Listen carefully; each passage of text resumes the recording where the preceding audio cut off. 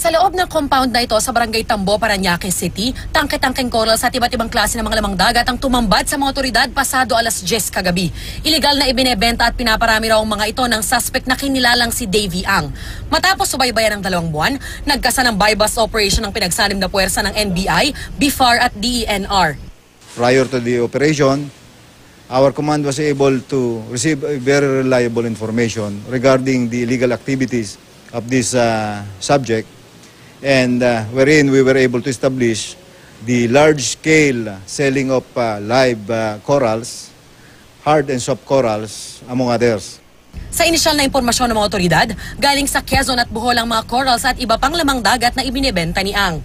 Pati online na selling, ginagamit niya, at ang kanyang mga corals ay nakakarating as far as United States of America at iba pang mga bansa. Kung kaya't ang pagbebenta pong ito ay hindi lang pangmaliitan or hobby. Ito po ay talagang commercial quantity.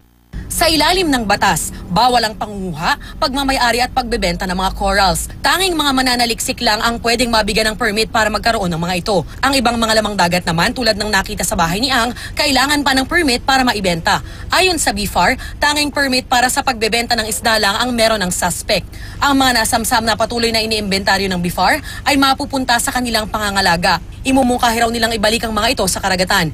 Inaalam pa rin kung may endangered species na kabilang sa mga ito. Tumanging magbigay ng pahayag si Ang na nasa kustodiya na ng NBI. Mahaharap siya sa reklamong paglabag sa Republic Acts 10654 at 8550 of Philippine Fisheries Code.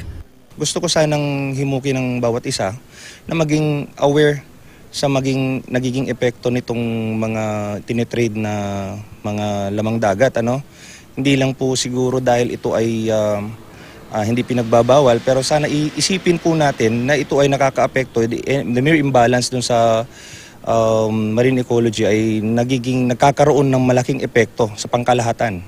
Ito ang unang balita mula sa Parañaque City. Darlene Kai reporting.